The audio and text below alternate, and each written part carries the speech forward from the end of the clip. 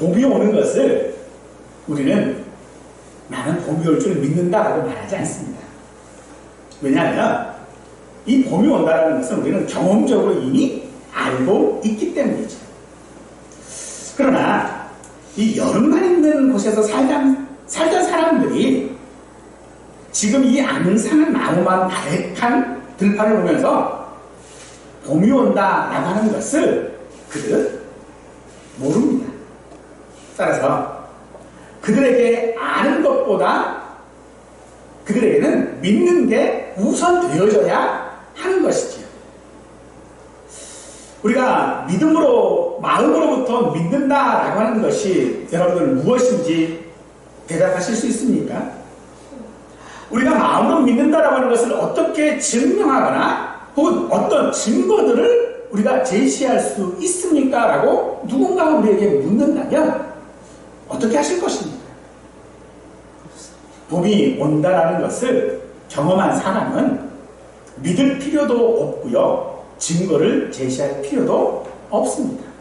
그냥 봄을 준비하면 되지요. 우리가 마음으로부터 믿는다라는 것도 믿음을 경험하고 알고 있는지 시험할 필요가 사실은 없습니다.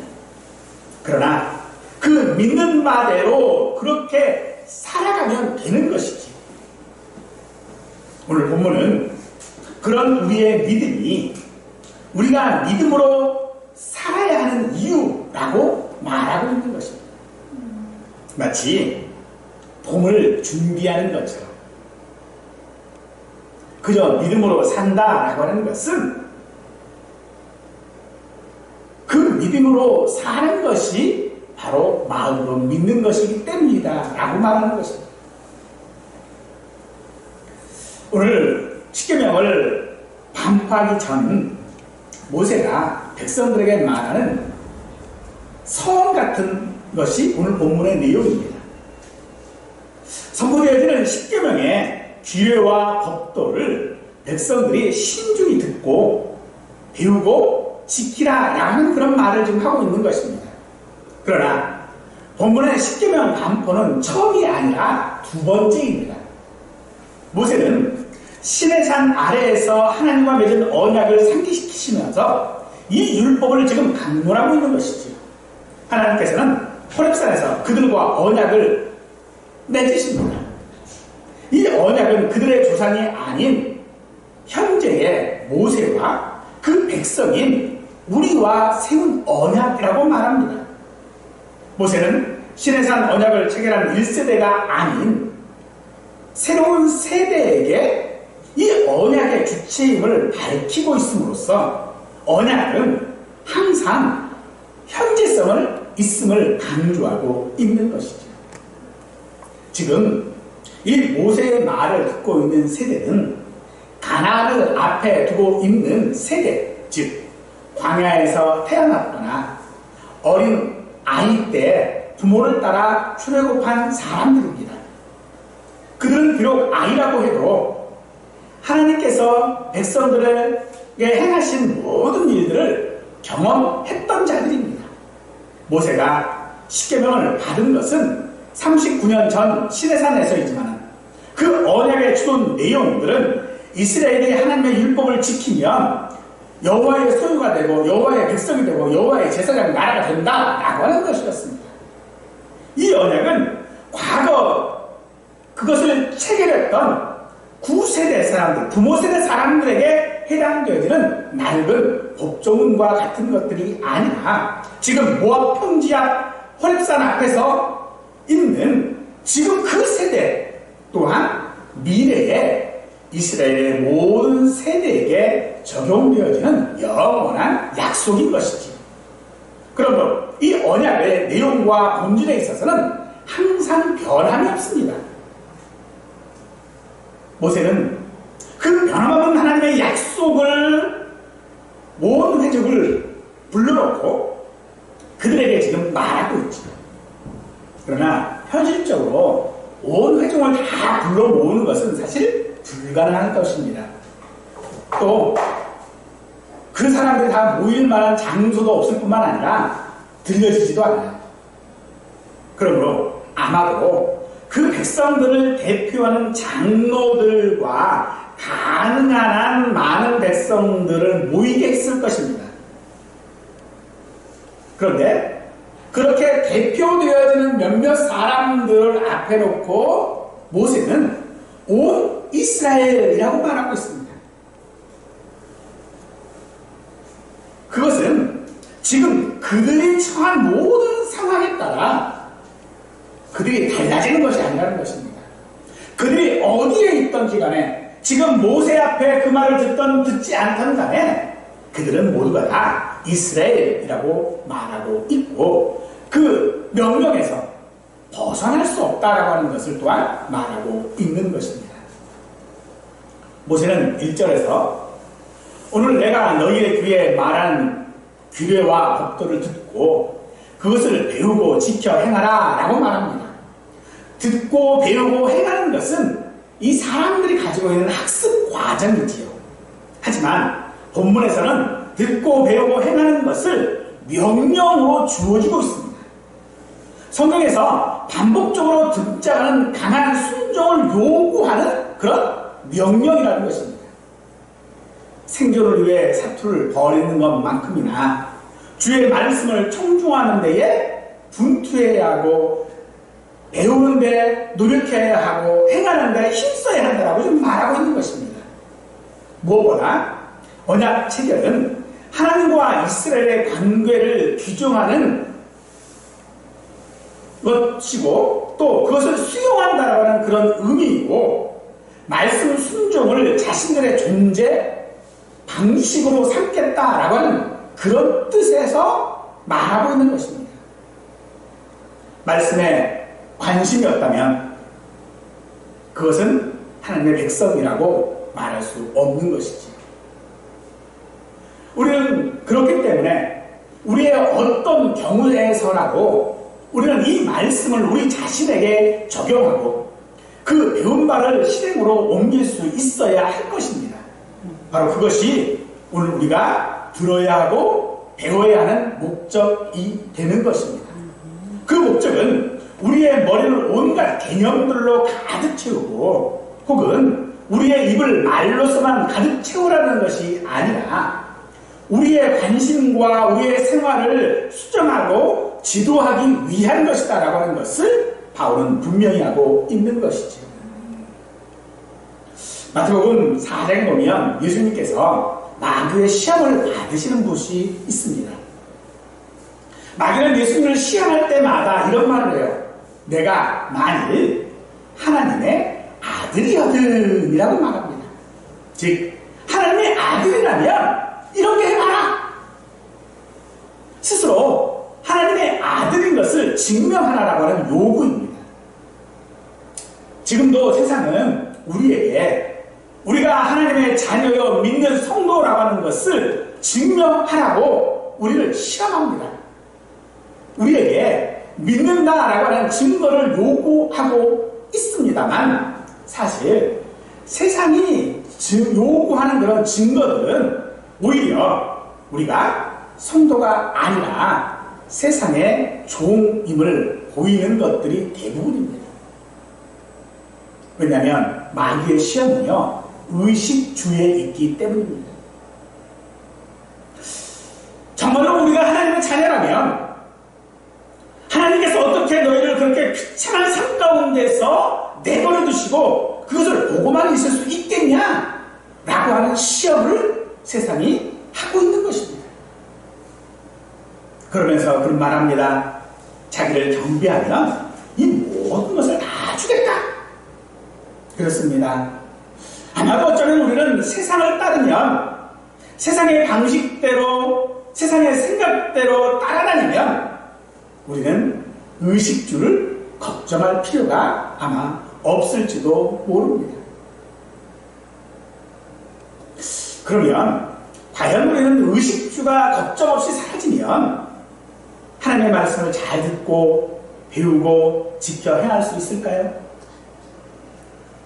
그렇지 않다라고 하는 것을요, 이 말씀을 듣고 있는 이 세대의 사람들은 너무나도 잘 알고 있었습니다. 광야 40년 그 긴 세월 동안 이들은 먹을 것, 입을 것 걱정하지 않았습니다.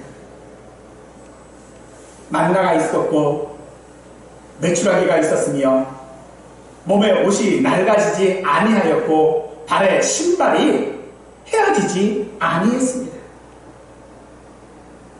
하지만 그들에게 의식주의 걱정이 없었음에도 불구하고 그들의 불만은 사라지지 않았습니다. 그 결과 지금 가나안 땅에 들어가기 직전 이들의 부모 세대는 아무도 없었던 것입니다. 마귀는 여전히 우리를 참소하고 우리를 시험합니다. 그것이 우리 마음 한구석에 보물을 감추고 있는 탄식과 불평일 것입니다. 우리가 하나님의 말씀을 듣고 배우고 지켜 행해야 하는 것은 세상에서 내가 하나님의 성도라고 하는 하나님의 자녀라고 하는 증거를 보여주기 위해서가 아니라 오히려 우리에게 하나님의 자비하심이 필요하다라고 하는 것을 기도하는 행위일 것입니다. 마치 어린아이가 매를 들고 훈육하는 엄마의 품에 안기는 것과 같은 것입니다. 하나님은 그 하나님의 자비로우심을 가지고 우리를 인도하실 때에 그 인도하심에서 그냥 인도하시는 분이 아니십니다. 탕자가 아버지에게로 돌아왔을 때 아버지는 집에 누워서 그냥 그를 기다리는 것이 아니었지 않습니까? 하나님께서 우리에게 주신 그 듣고 배우고 지켜 행하라는 이 명령은 단지 우리에게 지키면 복을 주고 지키지 않으면 벌을 주겠다라고 하는 그런 기준선이 아닙니다. 이것은 하나님께서 우리와 함께 하시는 방법이 되기 때문에 하나님은 우리에게 이 말씀을 듣고 배우고 지켜 행하라고 하시는 것입니다. 예수님께서 사람이 되신 것은 우리의 죄를 용서하기 위해 제물이 되셔야 했기 때문이었습니다. 그럼 어느 날 그냥 나타나서 죽으시면 될 것을 왜 굳이 처녀 마리아에게서 아기로 나시고 양육을 받으시고 성장하시고 30세가 되어 제자들을 부르시고 3년 동안 공생애를 통해 가르치시고 본을 보여주신 이유가 무엇입니까? 그것이 바로 하나님께서 우리와 함께 하시는 방법이었기 때문이며 우리의 모든 고통들을 몸소 겪으심으로 말미암아 우리를 긍휼히 여기시기 위함이었습니다. 우리가 성도이든 자녀로든 말씀을 듣고 배우고 지켜 행하는 일에 낙심하고 절망합니다. 늘 말하는 것처럼 이쪽 귀로 듣고 저쪽 귀로 흘려보내버려요. 금방 들었는데 금방 들은 것도 다 까먹어요. 그런 우리의 절망과 낙심에서 우리가 빠져나올 수 있도록 예수님이 먼저 절망하시고 고통받으시고 저주가 되신 것이라는 것입니다. 따라서 그런 예수님 안에 듣고 배우고 지켜 행할 수 있는 능력이 있는 것처럼 오늘 우리가 말씀을 듣고 배우고 지켜 행하는 것은 내가 그것을 온전히 지킨다라고 하는 것이 아니라 마치 하나님 품에 안기는 것이 되어진다는 것입니다. 그래서 바울은 빌립보서 4장 9절 말씀에 너희는 내게 배우고 받고 듣고 본말을 행하라. 그리하면 평강의 하나님이 너희와 함께 계시리라 라고 말씀하고 있는 것입니다. 사랑하는 성도 여러분, 우리는 어떤 말을 듣고 있습니까? 하나님께서는 우리와 함께 하시기 위해 임마누엘로 우리 가운데 오셨습니다. 우리는 그런 하나님과 어떻게 함께할 수 있는지 계명과 법도를 통해 배우고 확신해야 하는 것입니다. 하지만 그것을 지켜 행하는 일에는 우리가 너무 약합니다. 꺼져가는 등불처럼 마귀가 우리 마음 가운데 시험하며 우리를 조롱하는 것처럼 우리 자신도 상한 갈대임을 너무 잘 알고 있습니다. 그러나 우리 하나님은요, 상한 갈대를 꺾지 아니하시고 꺼져가는 등불을 끄지 아니하시는 분이십니다. 상한 갈대여 꺼져가는 등불인 우리를 위하여 긍휼을 베푸시고 그 긍휼을 몸소 감당하고 계시는 것입니다. 어떤 이들은 말합니다. 하나님은 엄하신 분이 아니시냐? 마태복음 25장의 달란트 비유에서 무익한 종이 자기 자신을 정당하기 위해 자기 주인을 엄한 사람이라고 말하고 있음을 우리는 발견합니다. 우리가 듣고 배우고 지켜 행하지 못하는 것을 정당하기 위하여, 즉 우리가 너무 약한 것에 대하여 정당하기 위하여, 우리가 말씀을 배우고 말씀을 지키는 일들에 대해 있어서 하지 못하는 것들에 대하여 정당하기 위해서 우리가 상한 갈대여 꺼져가는 등불이라고 하는 것이 아니라는 것입니다. 오늘 우리의 약함은요, 우리를 정당화시키는 것이 아니라 예수님께로 더 가까이 이끌기 위함인 줄 믿으시기 바랍니다. 고린도서 12장 10절 말씀입니다. 그러므로 내가 그리스도를 위하여 약한 것들과 능력과 궁핍과 박해와 공고를 기뻐하노니 이는 내가 약한 그때의 강함이니라. 그렇습니다. 이 말씀처럼 오늘 우리의 모든 상황들, 우리의 모든 약함들은 궁핍하고 박해받고 곤고합니다. 그러나 그것이 우리를 기쁘게 하는 것은 그것 때문에 우리가 예수님을 가까이 할 수 있기 때문입니다. 그것 때문에 우리 하나님 앞에 더 가까이 갈 수 있기 때문임을 믿으시고 우리의 약함을 핑계 삼지 마시기를 원합니다. 모세는 선포되는 이 언약이 과거의 조상들과 맺은 것이 아니라 지금 모세 앞에 있는 온 이스라엘과 체결한 것이라고 말합니다. 하나님은 열조들이 아니라 오늘 여기에서 말씀을 듣고 있는 살아있는 세대와 언약을 맺으신다라고 말씀합니다. 언약의 현재성과 연대성을 강조하는 그런 말씀이겠습니다. 이것은 우리가 하나님의 백성, 성도, 자녀라고 말한다면 누구도 이 말씀에 예외가 있을 수 없고 거역하거나 믿을 수 없고 거룩하고 긴박한 소명이라고 하는 것을 말합니다. 하나님의 언약은 우리의 조상과 세우신 것이 아니라 아브라함과 이삭과 그리고 야곱과 언약을 세우신 것이 아닙니다.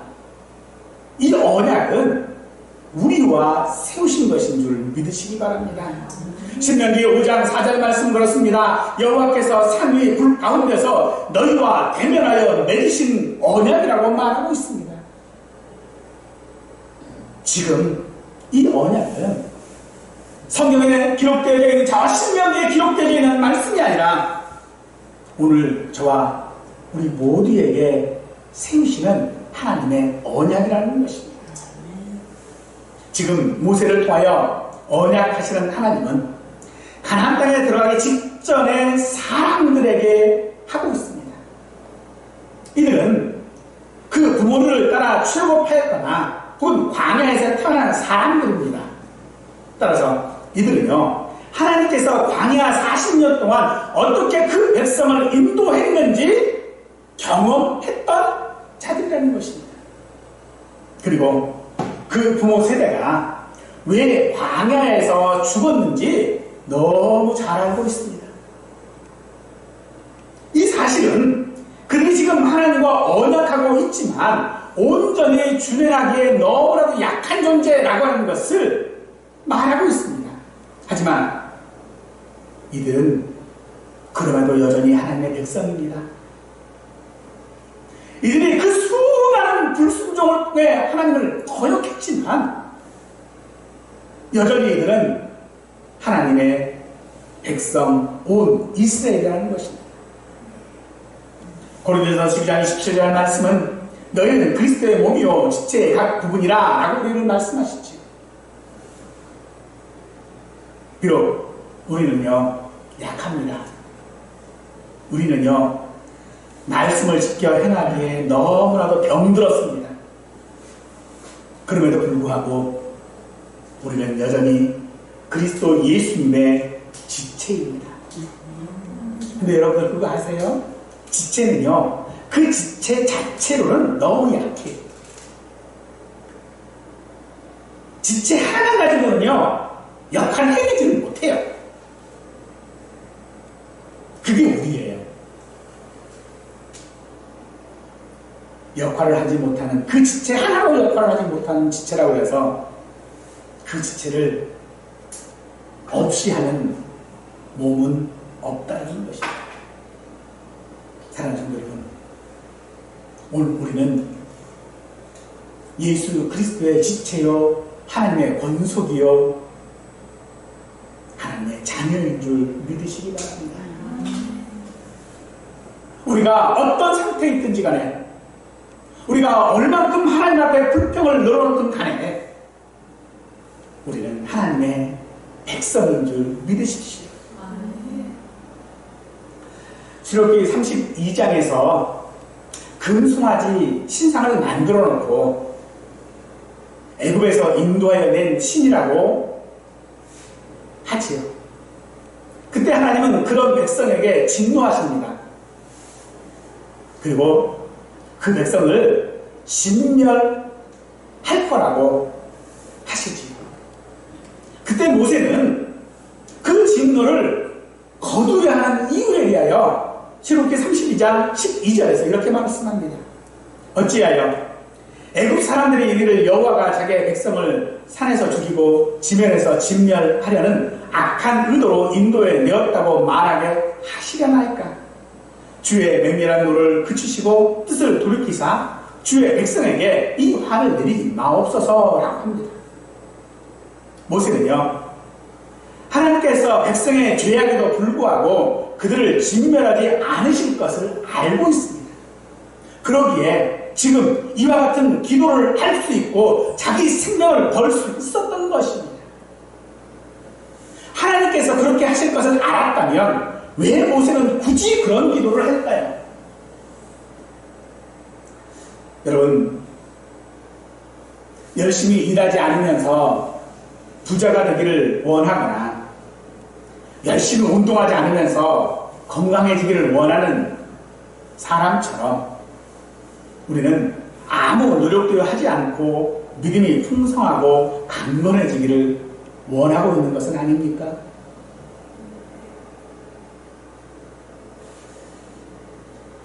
그 무엇도 하지 않고 그저 금송아지 하나 만들어 놓고 그것으로 자기 할 일 다 했다라고 하고 있는 것은 아닙니까? 하나님께서 이렇게 하지 않으실 것을 알기에 그냥 아무런 일도 하지 않고 그저 있는 것은 아닙니까? 그것은요 모든 책임을 하나님께 돌리는 것입니다. 농사하는 농부는요 씨를 뿌릴 때 하나님의 뜻에 따라 열매를 맺는다는 것을 잘 알고 있지요. 그렇다고 해서 땀을 흘리지 않는 농부는 없습니다. 풍년이 될 것을 미리 알았다고 해서 쟁기를 걸어두고 경작을 게을리할 농부는 없습니다. 농부의 의지와 상관없이 농산물을 먹어치우는 잡초들 또 병충해들 이런 것들이 있다 할지라도 오히려 농부는 더 열심히 일할 것입니다.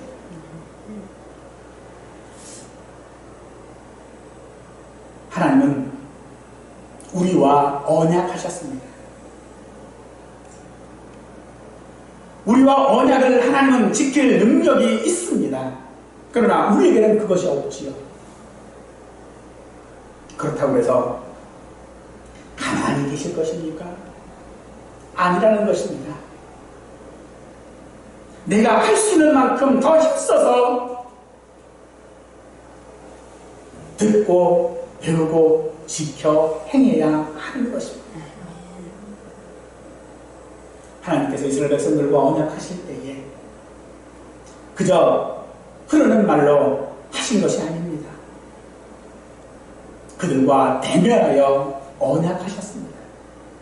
그것처럼 오늘도 우리와 대면하여 우리에게 말씀하시는 하나님이신 줄 믿으십시오.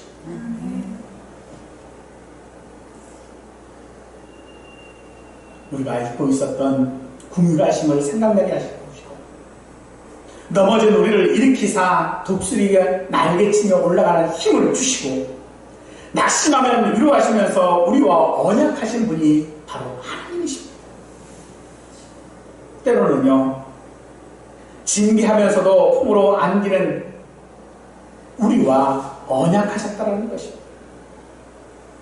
우스갯소리 중에 그런 말이 있어요. 아들이 뭘 좀 잘못하니까 아버지가 아들을 놓고 엉덩이를 때립니다. 그랬더니 아들이 그래요. 그래 때려라. 내 아들이지 내 아들이지 내 아들이냐 그래요. 하나님의 언약은 우리와 상관없는 것이 아닙니다. 이 언약은 우리와 세우신 것입니다. 그러므로 우리는 온 신경을 세상의 평가와 육신의 만족에 쏟아 붓는 자들이 아니라 언약의 당사자로서 그 언약을 지키는 데 힘써야 하는 것입니다. 그러나 우리가 그것을 무시한다면 그저 절대로 되라 하나님 뜻대로 되는 것이겠지 라고 하고 있다면 그것은요 다른 신을 만들어 섬기는 것과 다를 것이 없는 것입니다. 언약은 그래서 우리의 삶과 우리의 마음을 통제하는 수단입니다. 따라서 언약을 지키는 것은 우리 마음을 지키고 다스리는 것이 되는 것입니다. 하나님께서 우리와 언약하신 것은 우리 마음을 지키고 다스리는 책임을 우리에게 주신 것인데 마음을 지키고 다스린다라고 하는 것은 기울였던 마음을 똑바로 세우는 것이고 하나님을 대적하는 모든 것들을 멀리하는 노력이며 마음을 지키고 다스린다라는 것은 외적인 행위로 산다는 것이 충분한 것이 아니라 마음까지 그렇게 살아야 한다고 말하는 것입니다. 살인하지 않았다고 해서 십계명을 지킨 것이 아니라 그 마음의 분노까지 없애야 하고 그 마음의 정욕까지 없애야 한다고 말씀하고 있는 것입니다. 따라서 이 하나님의 언약은 우리의 행위에 국한하는 것이 아닙니다. 하나님은 우리의 마음을 보시는 분이십니다. 그래서 잠언 4장 23절 말씀은 무릇 지킬 만한 것보다 그 중에 더욱 내 마음을 지키라. 생명이 근원이 이에서 나니라 라고 말하고 있습니다. 하나님은 우리 행위에 담긴 그 근본 동기들을 살피시고 마음의 진실하심을 기뻐하십니다. 하나님께서 보시는 마음은 교만한 마음이 아니라 통회하는 마음이다라고 말합니다. 사랑하는 성도 여러분, 지금 이스라엘 백성들과 언약하는 이 시기에 그들은 새롭게 시작되는 언약 가운데 있는 자들이 아닙니다. 그들은 다시 새로운 명령 가운데에 있는 것인데 그 새로운 명령은 지금 새로 생긴 것이 아닙니다. 예전서부터 있었던 것이죠. 지금 그러므로 하나님 말씀하시고 강조하시는 것이 무엇입니까? 바로 마음에서부터 그것을 행하라는 것입니다. 하지만 우리는 마음에서부터 언약을 행하지 못합니다. 그럴 힘도 우리에게는 없습니다. 그래서 우리는 모세와 같이 우리를 침멸하지 마시라고 기도해야 하는 것입니다. 우리의 마음을 지키며 다스리는 일은 결코 쉬운 일이 아닙니다. 그러니 아무것도 알지 못하는 우리 자신을 슬퍼하고 대적하고 애써야 하는 것입니다. 하지만은 하나님께서 그렇게 연약하고 지킬 힘이 없는 우리에게 의무만 주신 것이냐? 사실 의무와 책임만 주신 것은 아닙니다. 고린도서 10장 13절 말씀처럼 사람이 감당할 시험 받기는 너희가 당한 것이 없나니 오직 하나님은 미쁘사 너희가 감당하지 못할 시험 당함을 허락하지 아니하시고 시험 당할 즈음에 또한 피할 길을 내사 너희로 능히 감당하게 하시느니라 라고 하신 것처럼 하나님은 우리로 언약을 지킬 수 있게 인도하시는 줄 믿으시기를 축원합니다. 결과적으로 마음으로부터 믿는다라는 것이 무엇입니까? 그것은 믿음으로 살아가는 과정이 믿음으로 산다는 것이 십계명과 같은 규례와 법도를 잘 듣고 그것을 배워 지켜 행하는 것이 되는 것입니다. 모세는 하나님의 백성으로 사는 삶의 원리를 가르치기 전에 하나님이 어떤 하나님인지를 상기시키고 있는 것입니다. 은혜를 입고 감사와 사랑을 잊은 계명 준수는 자발적인 구속이 아니라 부담스러운 속박이 되어질 것이고 영광스러운 특권이 아니라 수고로운 짐이 될 수밖에 없는 것입니다. 사랑하는 성도 여러분, 하나님께서 우리에게 주시는 이 삶의 원리는 믿음으로 살아간다라고 하는 것이 그저 무엇을 말하는 거냐, 마음으로부터만 믿는 것으로 끝나는 것이 아니라 마음에서부터 시작하여 듣고 배우고 지켜 행해야 하는 것입니다. 하나님은 신명기 5장 9절 말씀에 이렇게 말씀하십니다. 나 내 하나님 여호와는 질투하는 하나님인즉 나를 미워하는 자의 죄를 갚되 아버지로부터 아들에게로 3, 4대까지 이르게 하거니와 나를 사랑하고 내 계명을 지키는 자에게는 천대까지 은혜를 베푸느니라 라고 말씀하십니다. 지금 이 말씀이 무슨 말씀입니까? 지금까지 너희가 어떻게 살았는지 나는 잘 알고 있다는 겁니다.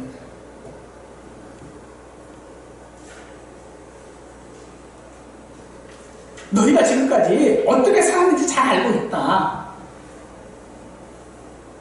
아버지로부터 아들에 이르기까지 3, 4대. 3, 4대는요, 한 세대예요. 한 세대 안에 있어요. 그들이 어떻게 살아왔는지 하나님은 너무나도 잘 알고 계시다는 것입니다. 그런데 그 하나님이 천대까지 은혜를 베푸시겠다고 말씀하십니다.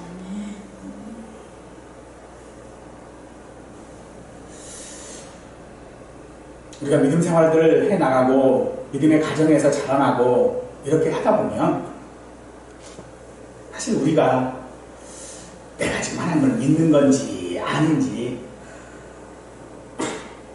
잘 모르고 살아갈 때가 더 많습니다. 하나님에 대한 존재를 부인하지 않습니다. 근데요, 하나님만 믿는 게 아니라 세상도 믿습니다.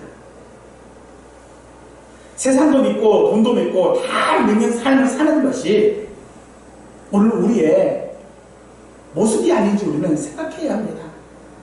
하나님께서는 그런 삶을 미워하시는 것입니다.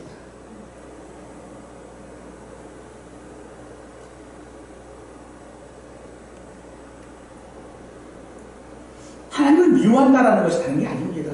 하나님을 부정하는 게 아닙니다. 하나님이 없다고 말하는 것이 아닙니다. 신성모독이요? 그건 믿지 않는 사람들이 하는 게 아닙니다. 하나님의 존재를 알고 있는 자들이 하는 짓입니다. 어떻게 해요? 하나님만 믿지 않습니다. 세상도 믿고 돈도 믿고 권력도 믿고 다 믿습니다. 그리고 거기에 하나님도 믿는 겁니다. 하나님은 그것을 미워하신다라고 말씀하십니다.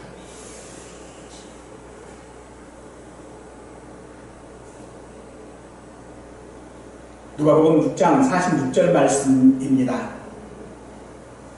너희는 나를 불러 주여 주여 하면서도 어찌하여 내가 말하는 것을 행하지 아니하느냐. 우리가 잘 아는 반석 위에 지은 집 비유 아시지요? 모래 위에 짓는 집, 그 비유를 말씀하신 이유가 바로 이겁니다. 어찌하여 주여 주여 하느냐. 주여 주여 하면서 말은 안 들어요.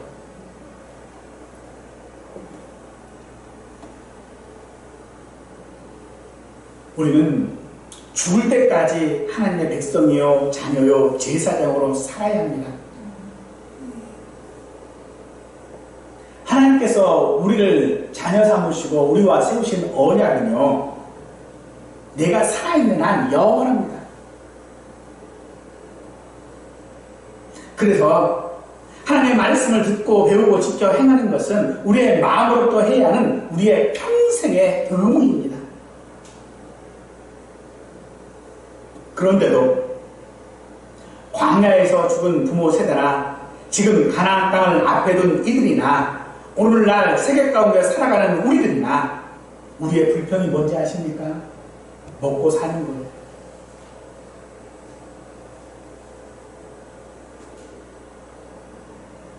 뭐 더 맛있는 건 먹겠다고, 뭐 더 편한 자리에서 자겠다고. 그게 우리 불평입니다.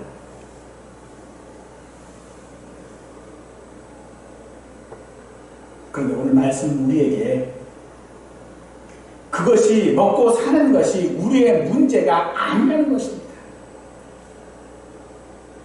우리는요, 언젠가 다 죽습니다.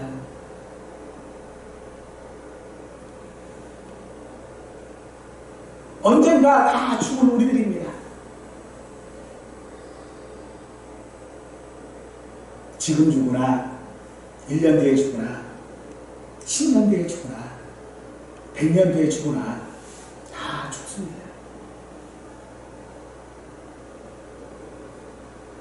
그런데 우리에게 그게 불만인 거예요. 광야 40년 동안 메추라기와 만나러 먹이시고 옷이 헤어지지 아니하고 신발에 낡지 아니하는 그 은혜 가운데 살았으면 여전히 의식주를 가지고 불평하는 그들 앞에 하나님을 모르는 마음으로부터 하나님의 말씀을 듣고 배우고 지켜 행하라고 하십니다.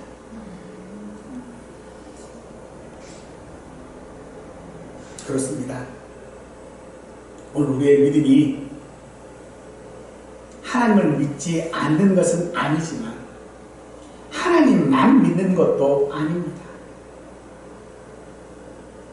사실 우리 삶 속에서 하나님만 믿는 일 참 어렵습니다. 혹여 내가 기적을 경험한다고 해서 하루아침에 하나님만 믿지 않습니다.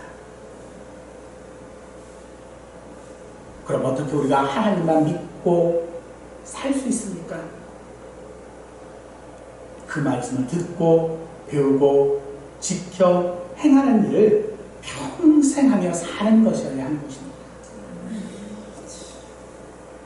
실패하고 넘어지고 아파도 아무 증거가 없어도 그냥 믿는 사람으로 사는 겁니다. 혹여 내가 굶어도 내 옷이 다 헤어져도, 신을 신발이 없어도,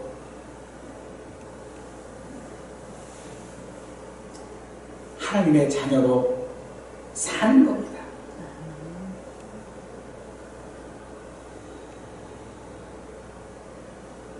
예수님을 마음으로 믿고 살아간다라고 하는 것은, 그래서 어떤 면에서는요, 참 고달픕니다. 그런데 그 고달픈 삶이 하나님의 크게 은혜를 받는 길을 믿으십시오. 그 고달픈 삶이 그것이 복이 되는 줄 믿으십시오. 이스라엘 백성들이 가나안 땅에 들어간 이후에 그것들을 경험했던 세대들이 다 죽자 그 다음 세대들이 어떻게 살았습니까? 하나님을 몰랐습니다.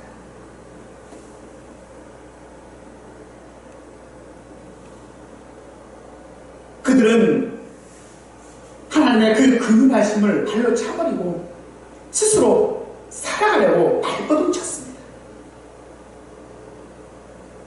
사랑하는 성도 여러분, 그런 미련한 짓을 반복하지 않기를 축원합니다. 이제 온 이스라엘을 부으신 것처럼 하나님도 우리를 언젠가는 부으실 것입니다.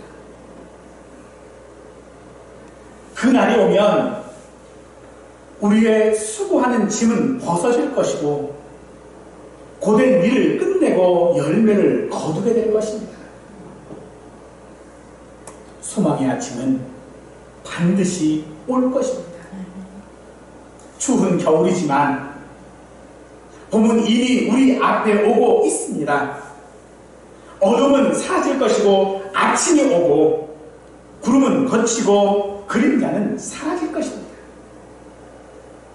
그 영광의 날을 소망하며 마음으로 믿어 의에 이르는 믿음의 삶을 최선을 다하여 살아가는 우리 모두가 되기를 간절히 축원하겠습니다.